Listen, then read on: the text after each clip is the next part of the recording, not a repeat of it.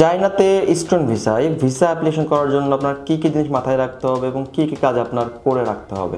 আসসালামু আলাইকুম, Rabiul Islam from ওয়াইডেবল consultancy. আজকে আলোচনা করব সেপ্টেম্বর ইনটেকে ভিসা অ্যাপ্লিকেশন করার আগে কি কি জিনিস মাথায় রাখতে হবে এবং ভিসা অ্যাপ্লিকেশন করার পরে কি কি স্টেজ আপনাকে ফেস করতে হবে চায়নাতে ফ্লাইট করার আগে।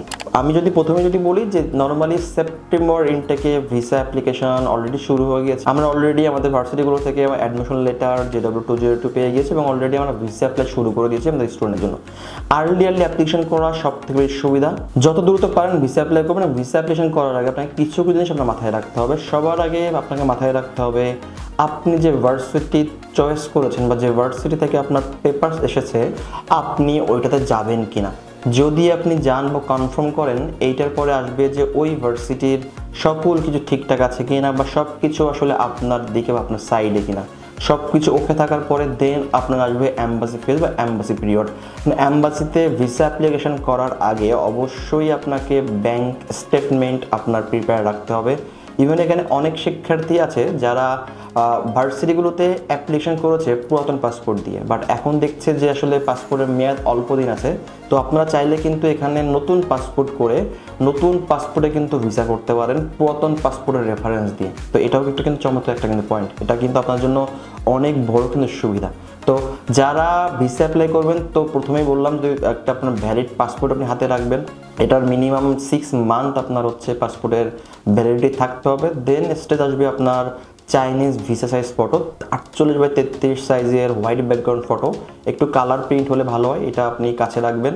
সাথে ব্যাংক স্টেটমেন্ট, এটা বাংলাদেশ শিক্ষার্থীদের অনেক বড় একটা প্রবলেম। ব্যাংক স্টেটমেন্ট চায়নাতে আমরা জানি যে ব্যাংক স্টেটমেন্ট মাত্র 2.5 থেকে 3 লক্ষ টাকার সমপরিমাণ একটা টাকা দেখাতে হয়। তো এই টাকা আবার অনেকের আছে, যেহেতু আমরা মধ্যবিত্ত পরিবারে বিলং করি, অনেকের আছে যে আসলে এই টাকাটা দেখানো টাফ হয়ে যায়।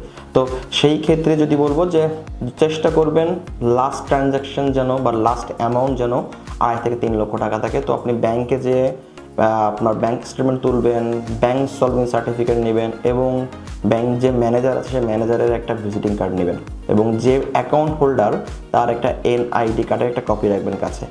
এইগুলো সকল ডকুমেন্টস নিয়ে আপনি চলে যাবেন অ্যাম্বাসির ওয়েবসাইটে।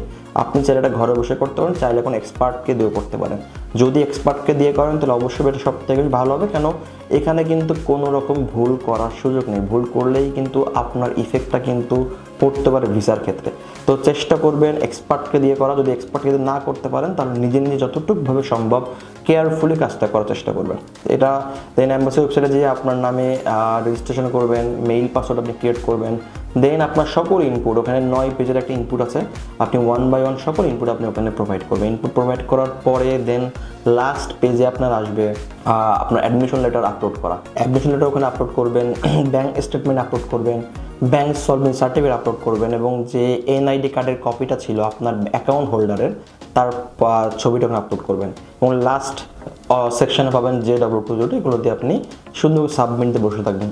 এখন শুধু সাবমিট করলে হবে না, আপনাকে নেক্সট ডেতে আপনাকে চেক করতে হবে যে অ্যাম্বাসি থেকে আপনার ওখানে কোনো আপডেট আসলো কিনা। নর্মালি অ্যাম্বাসি এটা চেক করার পরে যদি কোনো ইস্যু থাকে আপনাকে তাহলে তারা জানাই দেবে আপডেট দেওয়ার মাধ্যমে, সেটা আপনার মেইলে চলে আসবে কি আপডেট।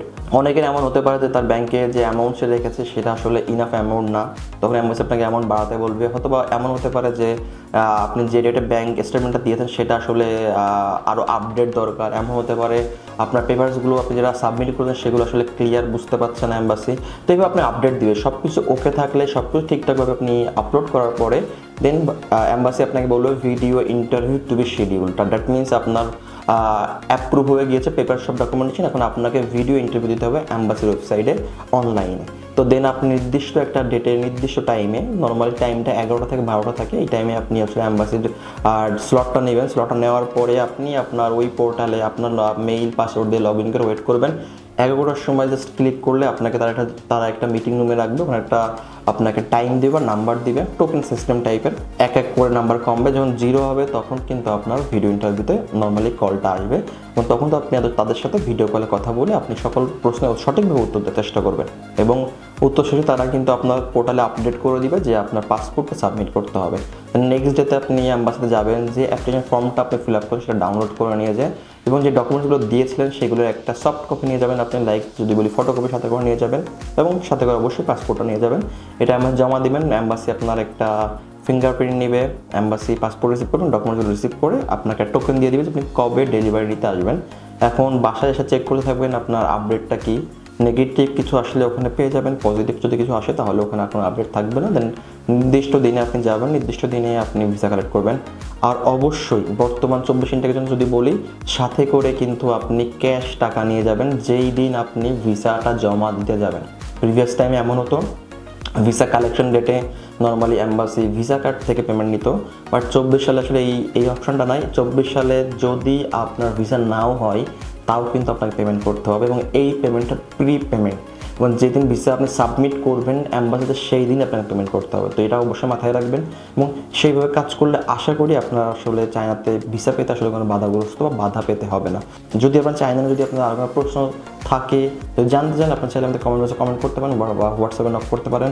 আমরা ওয়াইডার কনসালটেন্সি 5 বছর বেশি সময় ধরে চায়না বিভিন্ন ইউনিভার্সিটি স্কলারশিপ নিয়ে কাজ করে আসছি। আশা করি আপনার উচ্চশিক্ষার জার্নি WWC সাথে শুভ হবে। ভালো থাকবেন, আসসালামু আলাইকুম।